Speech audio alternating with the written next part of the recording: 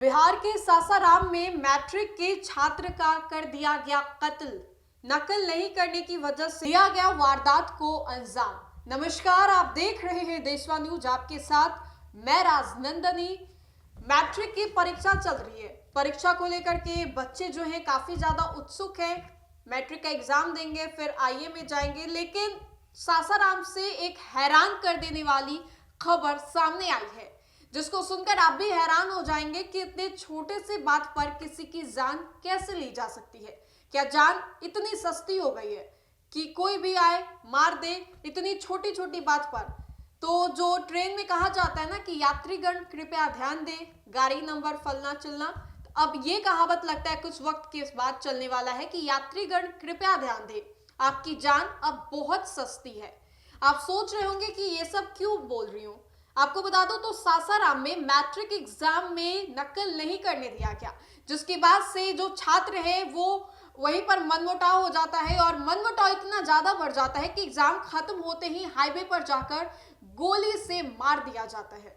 दरअसल सासाराम में एक परीक्षा सेंटर पर जो बच्चे हैं मैट्रिक की परीक्षा दे रहे थे। 20 जनवरी की ये बात है। आज हिंदी और उर्दू की परीक्षा चल रही थी और उस दौरान एक छात्र ने अपने बगल वाले दोस्त को बोला, छात्र को बोला कि पेपर दिखा दो भाई, हम भी थोड़ा देख के लिख ले। लेकिन उस छात्र ने मना कर दिया और उस अपने पेपर को उसने छुपा दिया, उसे देखने नहीं दिया। जिसके बाद से आपको बता दें तो उस लड़के में जिसने पेपर दिखाने को कहा उसके मन में हुन्नस हो गया था कि आखिर मुझे पेपर कैसे नहीं दिखाया। गुस्सा आ गया था उसे और गुस्से में अपने आप पे वो काबू करना भूल गया और जैसे ही एग्जामिनेशन खत्म होती है वो उसका पीछा करता है। जिस लड़के ने उसको चीटिंग नहीं करवाया वो ऑटो से जाता है और वो ऑटो से जब हाईवे पर पहुंचता है तो वो जो लड़का जिसने चीटिंग करने को बोला था वो अब बाइक से जाता है कुछ लोगों के साथ और पीछे से शूट कर देता। अब कहा यह भी जा रहा है कि जब उसने गोली चलाई तो उसमें 2 लोग जख्मी हो गए, जिसमें से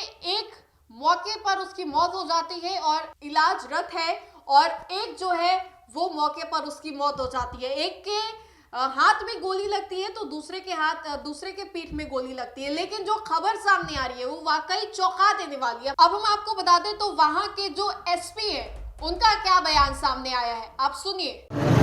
ये दोहड़ थाना क्षेत्र का मामला है। ये सेंट एन्स बुजान स्कूल में ये छात्र को आपस में एक गोलीबारी हुआ था। उसी में एक छात्र को पैर में लगा था और एक छात्र को पीठ में लगा था और उसमें से जब इलाज के क्रम में एक छात्र का मृत्यु भी हुआ था। ये शंभूबिका गांव का छात्र है। तो उसी चीज़ को लेके गांव का परिजन और छात्र का परिजन ने यहाँ पे आज जाम करने के लिए कोशिश किया था। उनसे यहाँ पे आके बात किया था, उनको अच्छे से एक्सप्लेन किए हैं, हम पूरा कार्रवाई करेंगे करके आश्वासन भी दिए हैं। ठीक है, उसी को वो लोग मतलब कन्विंस होते हुए वो लोग अपना लाश को दहन संस्कार के लिए लेके गए था और पूरा अभी लॉ एंड ऑर्डर कंट्रोल में है, अभी पूरा शांतिपूर्वक है। इस मामले में गिरफ्तारी हुई है सर? जी, एक जो मेन अक्यूज है वो भी नाबालिग है, वो का गिरफ्तारी हुआ। जो वेपन से वो गोली चलाया था वो भी पूरा बरामद हुआ। रात भर 2-3 थाने इसमें काम पे लगा के छापेमारी लगातार हो रहा था। अभी बाकी लोगों का भी गिरफ्तारी हो जाएगा तुरंत। वजह क्या रही होगी सर आखिर गोली मारने का?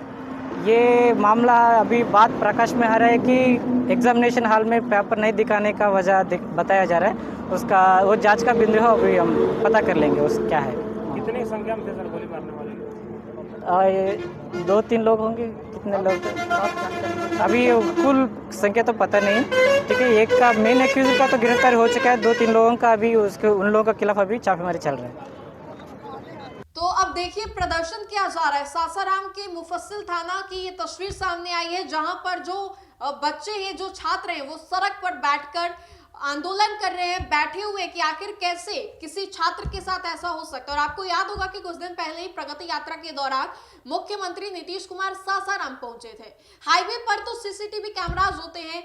एक 10वीं के बच्चे के पास गोली चलाने की हिम्मत कहां से आई, उसके पास बंदूक कहां से आया, बहुत सारे सवाल है। लेकिन इन सवालों का जवाब कौन देगा? 10वीं में पढ़ने वाला जो बच्चा होता है उसकी उम्र महज 17-18 साल होती होगी, लेकिन उसने गोली कैसे चलाई, किस हाथ से उसने गोली चलाई, ये सबसे बड़ा सवाल है।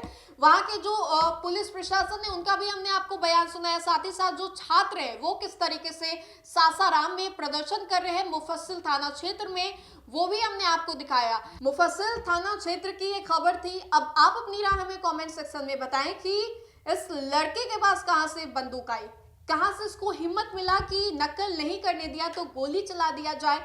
ये बहुत बड़ा एक मुद्दा है, बहुत बड़ा मामला है। 10वीं में पढ़ने वाला बच्चा, आगे चल के तो वो कुछ भी कर सकते हैं। बहुत सारे सवाल हैं ये। अपनी राय हमें कमेंट सेक्शन में जरूर बताएं। फिलहाल के लिए इस अपडेट्स में इतना ही। धन्यवाद।